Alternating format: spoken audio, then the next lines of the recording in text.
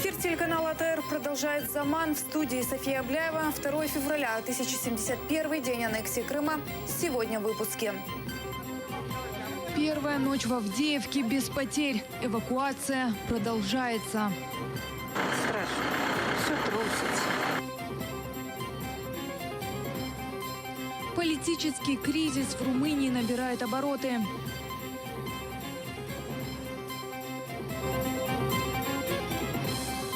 Грузия получила безвиз.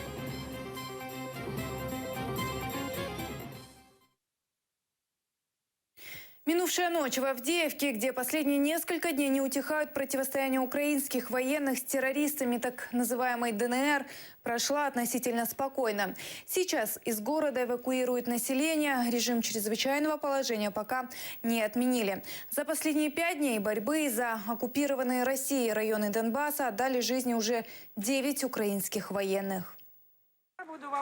Офицеры группы военно-гражданского сотрудничества эвакуируют из Авдеевской больницы пенсионерку Марию Григорьевну.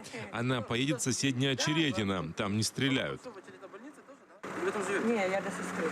Ага, вы знаете, куда адрес, хорошо? Да, я сейчас сыну звякну. Все. 2 дня Мария Григорьевна провела в больнице. Домой вернуться не может. Ее дом на линии огня. Окон нету, а свет через хату проходит. Вот это пожар этот. Страшно. Все трусится. Ну, жизни нет. Но я, если бы холодно было, я бы все жила. А то, что стреляют. Добровольная эвакуация в Авдеевке продолжается. Помощью военных уже воспользовались сотни людей. Электроснабжение восстановить так и не удалось. Электрики нашли место обрыва электролиний. Однако из-за огня, который открыли боевики, вернулись ни с чем. Сейчас в городе ремонтники восстанавливают разрушенные дома. Коммунальщикам удается поддерживать тепло в квартирах до 17 градусов. Полевые кухни, пункты обогрева и выдачи гуманитарной помощи работают, как и накануне. За продуктами выстраивается огромная очередь.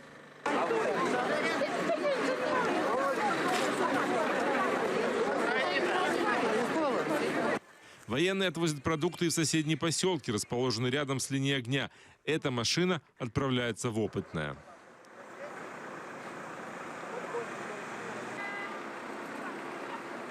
Везем хлеб и продуктовые наборы, которые дала организация «Адра».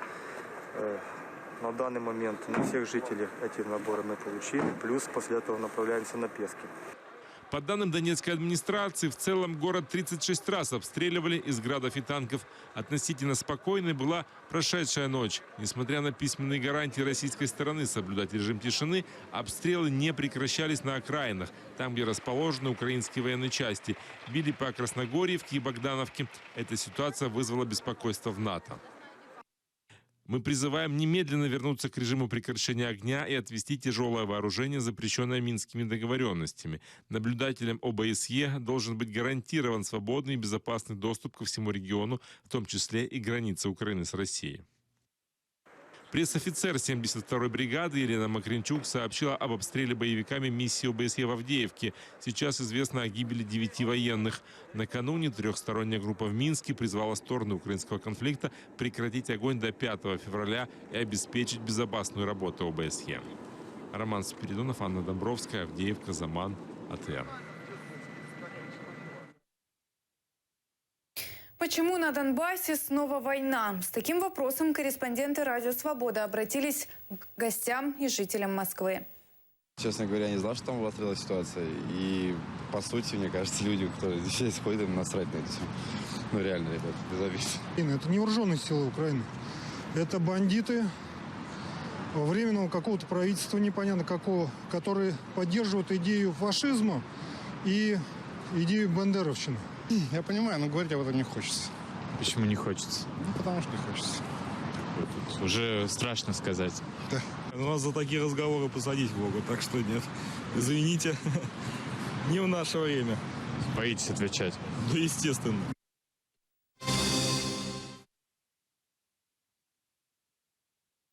Массовые протесты в Румынии не утихают. В стране политический кризис. Сотни тысяч людей в столице и других городах протестуют против указа правительства о декриминализации ряда статей за коррупцию и амнистию для чиновников. Отныне в стране не будут открывать уголовные дела против чиновников, которые нанесли государству ущерб меньше 50 тысяч евро. Помилованию теперь подлежат осужденные не более чем до 5 лет тюремного заключения, беременные женщины и женщины, у которых дома остались несовершеннолетние дети. Это самые крупные протесты в Румынии после революции 1989 года. Изменение политики борьбы с коррупцией началось с приходом нового правительства в начале января этого года. Это манифестация разочарованных граждан, которые чувствуют, что их надули, что правительство обмануло их. Социалистическое правительство пришло к власти всего месяц назад, и они уже умудрились настроить против себя 100 тысяч человек. Такого здесь не видели со времен революции.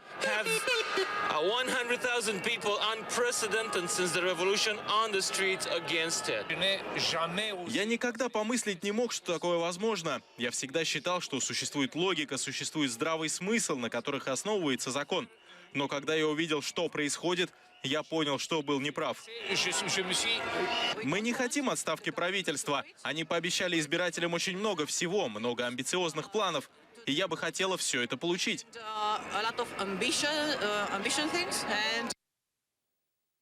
Друга Путина, выдвиженца Дональда Трампа, утвердили на должность госсекретаря США. Сенат 56 голосами из 100 проголосовал за кандидатуру Рекса Тиллерсона. Для сравнения, 4 года назад за выдвиженца Барака Обамы и Джона Керри проголосовали 94 представителя Верхней палаты американского парламента. Экс-руководителя крупнейшей публичной нефтяной компании мира ExxonMobil Тиллерсона поддержали только республиканцы. Почти все демократы проголосовали против. Новый госсекретарь принял присягу. Сейчас, когда мы пытаемся привлечь Россию к ответственности за противоправную агрессию в Восточной Европе, за военные преступления в Алеппо и вмешательство в наши выборы, как мы можем доверять тому, у кого столь теплые отношения с правительством Путина и кто будет при этом нашим государственным секретарем? Нашу страну теперь не почитают многие наши друзья по всему миру, потому что мы устранились от международного лидерства. Нас больше не пугают наши противники, которые слишком быстро занимают образовавшийся вакуум в мире. Так что мне действительно приятно, что у нас будет новый госсекретарь и новое руководство в команде, занимающееся вопросами национальной безопасности. Я считаю, президент Трамп действует правильно, выбирая хороших людей. Я служу президенту и служу американцам, и буду всегда представлять интересы американского народа. Я вновь хотел бы поблагодарить вас, господин президент, за эту исключительную возможность. Евродепутаты раскритиковали указ президента США Трампа об ограничении въезда для граждан ряда мусульманских стран. Верховный представитель ЕС по внешней политике Федерико Могерини заявила, самое жестокое то, что Дональд Трамп утвердил указ 27 января, в День памяти жертв Холокоста. Держдепартамент США роз'яснив учора, що заборона не стосується громадян ЄС, навіть якщо вони мають подвійне громадянство в одній із 7 країн, про яких йдеться в указі. Ми вітаємо це уточнення, але я хочу чітко заявити, що це не змінює нашу загальну оцінку рішення президента. Є автократ Путін, який хоче кинути виклик Європі. Є президент Трамп, який має популістські націоналістичні погляди і хоче розвалити ЄС. Є загроза того, що ми називаємо ісламістами на півдні. Є купа людей, які хочуть зруйнувати Євросоюз зсередини. Ми у ЄС можемо зробити одну річ – об'єднатися, щоб дати відсіч. Тысячи американцев пикетируют аэропорты. Дональд Трамп в конце января подписал указ, который на 90 дней запрещает иммиграцию в США для граждан Ирака, Сирии, Ирана, Судана, Ливии, Сомали и Йемена.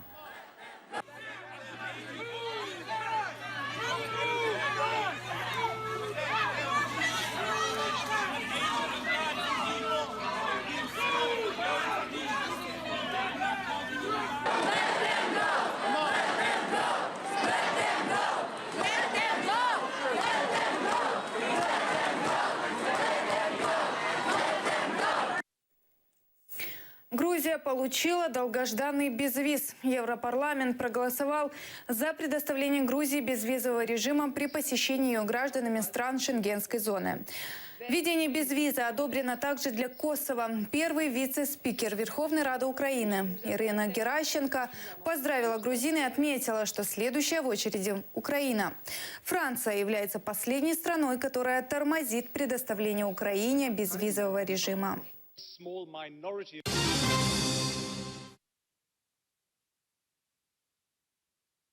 Экс-руководитель Алушинского регионального управления Меджлиса Энвер Арпатлы свидетельствовал в суде по Чайгозу против нынешнего чиновника, который сотрудничает с оккупационными властями Крыма Заура Смирнова. Свидетель обвинения опроверг причастность Чайгоза к организации беспорядков на митинге 26 февраля 2014 года. Адвокат защиты Николай Полозов после 74-го заседания суда рассказал и о том, что видеодоказательства противоречат показаниям главы оккупационного Крыма Сергея Аксенова. Заместителю председателя Меджлиса Чайгозу вменяют организацию массовых беспорядков на митинге 26 февраля, где в результате давки погибли 2 человека. Недавно допрошенный свидетель обвинения Сергей Аксенов утверждал, что в здание зашли 170, от 170 до 200 человек. Это неправда. В общей сложности мы насчитали не более 15 человек, которые зашли. В холле находились одновременно 12 человек. Свидетель Аксенов утверждал, что люди вели себя агрессивно и оказывали давление на депутатов. Это неправда. Некоторые люди вели себя эмоционально, но никто не проявлял никакого насилия. Видно было, что люди задают депутатам вопросы, депутаты им отвечают. Ни один из кадров этого видеодоказательства не подтверждает обвинение в отношении Ахтема Чайгоза. Сам Чайгоз в здании не находился. Действия людей никак не сопряжены с действиями Чайгоза. Таким образом, обвинение Чайгоза это вещественное доказательство опровергает. Покушением на убийство назвали обстрел украинского самолета над Черным морем. Военная прокуратура Южного региона Украины начала уголовное производство по факту обстрела украинского Ан-26. Украина передаст в Международный уголовный суд одну из пуль, попавшую в самолет при обстреле России над Одесским газовым месторождением. Сейчас в восточной части акватории Черного моря продолжаются военные учения НАТО. Дії екіпажу, дії літака нашого, його маневри, вони не завдавали ніякої загрози для того, щоб насторожити тих людей, які знаходились на вишці. Керченские предприниматели угрожают заблокировать переправу. Накануне на городском рынке они устроили забастовку. Более сотни человек протестовали против новых тарифов на аренду торговых точек. Они утверждают, если тарифы не снизят, им придется повысить цены на товары или вовсе закрыть свой бизнес. Мы убиваем. То мы перекроем переправу. Да. Мы перекроем, мы будем ходить вот так вот ручейком, как раньше было в Украине. И эта сама трасса не будет работать. Я не хочу, чтобы вы сидели в тюрьме потом за это дело. Понятно. Не надо. Страшно. У вас сейчас горячие головы. Да. Вы натворите такое, потом ваши дети и внуки будут плакать. Я платила за 44 квадрата 18 с копейками, 18 тысяч. Сейчас у меня 44. Мы уже платим 1200 рублей за квадратный метр на улице. Не в тепле, не при кондишене, а вот улица. Просто ларьки, которые построили мы сами. Нет, уже люди выезжают из городов, скупляются в Краснодарах, Магнитах, в Симферополе. Наш рынок, просто мы чувствуем по продажам, падает и падает. Люди перестали у нас покупать вещи. Понимаете, в чем дело? И все из-за вот этих поднятия цен. Мы не можем выше ставить, потому что человек уже не берет.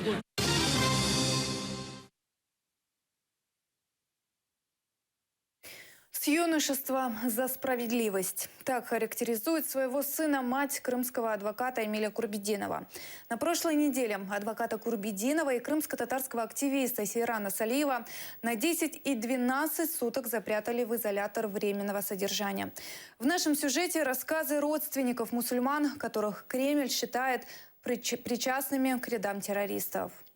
Он с детства всегда за справедливость был. Это мама адвоката Эмиля Курбединова. Имени Тиминдарова рассказывает, с юных лет сын борется за справедливость. После оккупации Крыма России он защищает права жителей Крыма в резонансных делах последних 3 лет. Заместителей председателя Меджлиса Ахтема Чигоза, Ильми Умерова, журналиста Микола Семины и фигурантов дел Хизбут Тахрир и 26 февраля. В самую трудную минуту он оказался рядом, бескорыстно. Я говорила: сынок, ну ты один ничего не сделаешь. Она и говорит, ну не я, не ты, не он. Ну кто тогда? Кто-то же должен. Это же моя профессия, я же могу это сделать. Я же могу прийти на помощь, я же могу по закону его отстоять. 26 января адвоката Эмиля Курбединова вместе с коллегой Эдемом Семедляевым задержали. В это время они ехали к своему подзащитному Сирану Салиеву, у которого с утра ФСБ проводили обыски.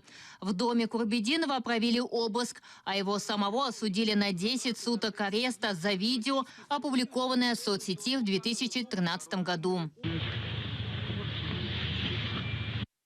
Сирану Салиеву 31, у него 3 детей, вот-вот родится 4-й. Он организовывал спортивные соревнования, сам часто бывал судьей в состязаниях по борьбе куреж, занимался благотворительностью. Летом проводил экскурсии по Крыму. Оккупанты обвинили Салиева в распространении экстремистских материалов в соцсети. За это получил 12 суток административного ареста.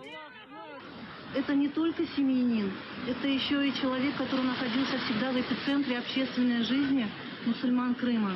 Чох саулсун джемаат. Это соседи, друзья, наши верные знакомые со всего Крыма, небезразличные люди, которые не оставляют меня ни на минуту одной со своими проблемами. Семьи задержанных ждут своих родных. Адвоката Эмиля Курбединова должны выпустить в это воскресенье, а Сирана Салиева на 2 дня позже. Все будет хорошо, так как после темноты наступает рассвет. Аллах во всем видит всех, и каждый получит по заслугам. Я думаю, все должно, что должно было быть, то и случилось. И это переживем. Иншаллах. Эльвина Сидбулаева, Заман, АТР.